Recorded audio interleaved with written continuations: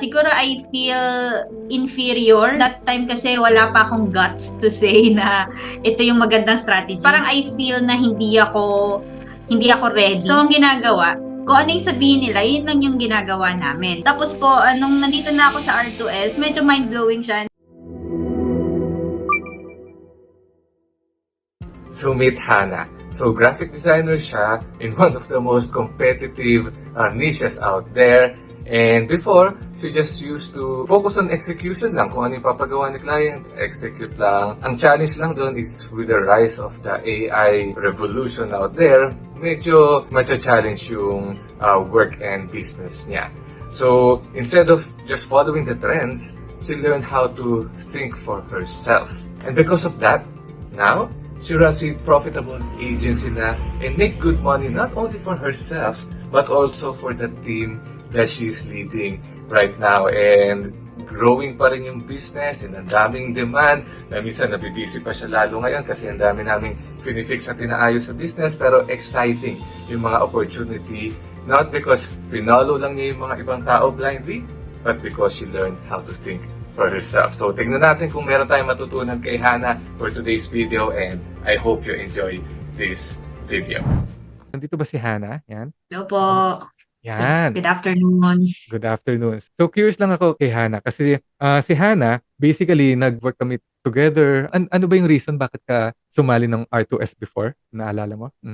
Yes po, first time ko yata hit ng six figures, parang 100K, nakasubok ako ng gano'n.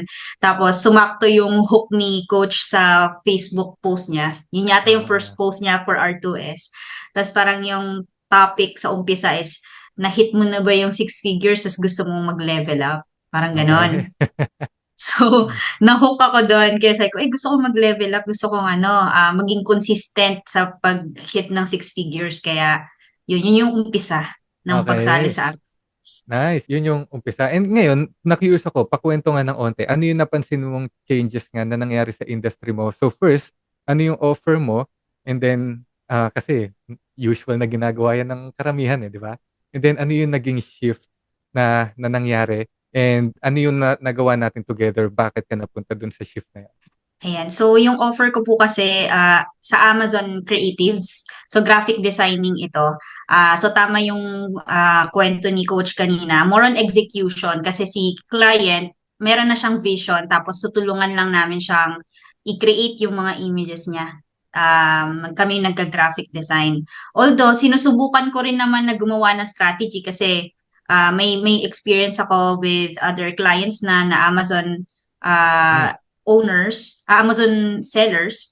So, may idea ako. Pero parang that time kasi wala pa akong guts to say na ito yung magandang strategy. Parang ganon. Parang may hesitation sa part ko na siguro I feel inferior kasi yung mga clients, 'di ba? Ano na sila, mga business owners na sila, brand owners.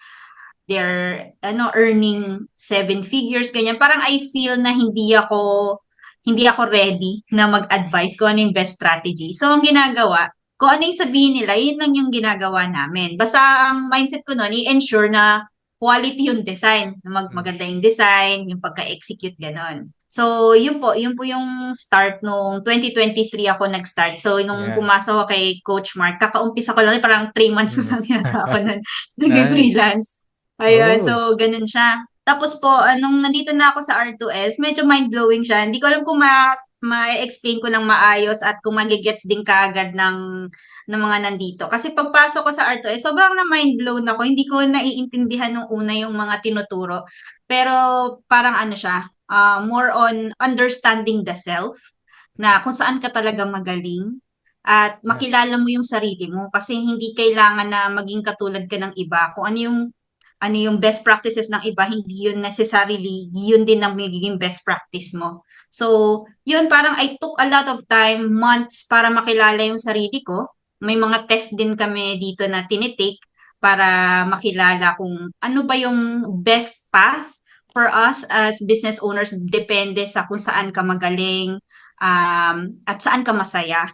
So, nung nahanap yun, yung nahanap yung Mm, sino talaga si Hana as an entrepreneur, na nagkaroon na ng ano, parang hindi ko naman siya pinilit na maging strategist, parang nangyari na lang siya.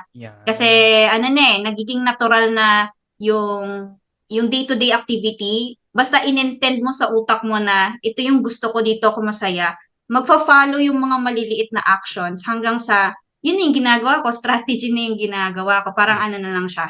Hindi ko siya pinilit, nangyari na lang siya dahil dun sa guidance din ng R2S, ng mga tao sa loob ng R2S, yung energy kasi dun, ililid ka dun sa best version mo. Parang ganun. Nice, yan. Congratulations, sobrang astig nun. And congratulations, Hannah, for that. And I'm not sure kung nakuha nung iba dito yung sinabi ni Hannah na meron din ba sa inyo na nakikita nyo naman kung ano yung dapat ginagawa ng clients?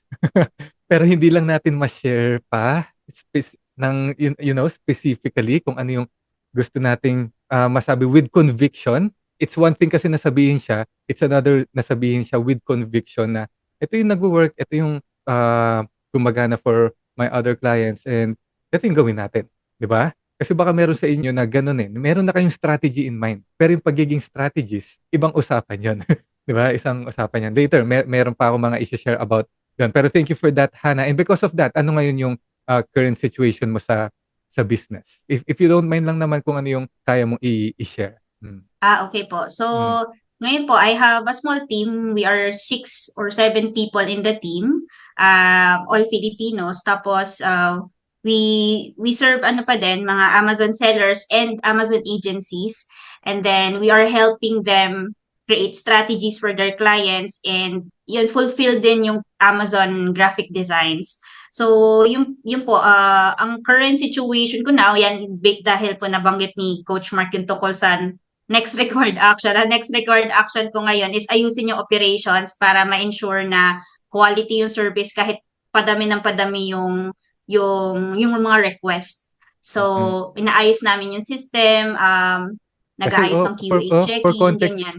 for context silang request nga kayo ngayon? Kasi parang dumadami yung mga clients, dumadami yung mga nagpapagawa ng design, mga ilan per day? Hmm? Hindi ko masabi, pero iba-iba po. Siguro may Mm. 3 to 5 gano'n per Mm. day. So, tapos iba-iba naman din po yung request. Minsan, halimbawa, main image lang. Yun po yung parang thumbnail sa search results sa Amazon. Yung iba full listing sa lahat ng creative. So, iba-iba.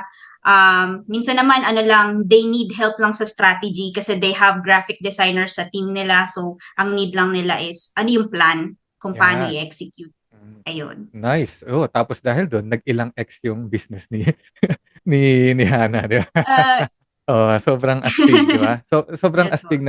na next level na X. Siyempre for privacy hindi naman natin kailangang sabihin lahat ng mga, income dito. But what I can tell you is masaya-saya yung current situation ni ni Hannah. Yeah, pero thank you Yes. very much and, I know kasi nga hindi naman gano'n kadali talaga mag-scale. So thank you, Hannah, for that. 'Yan, thank you din.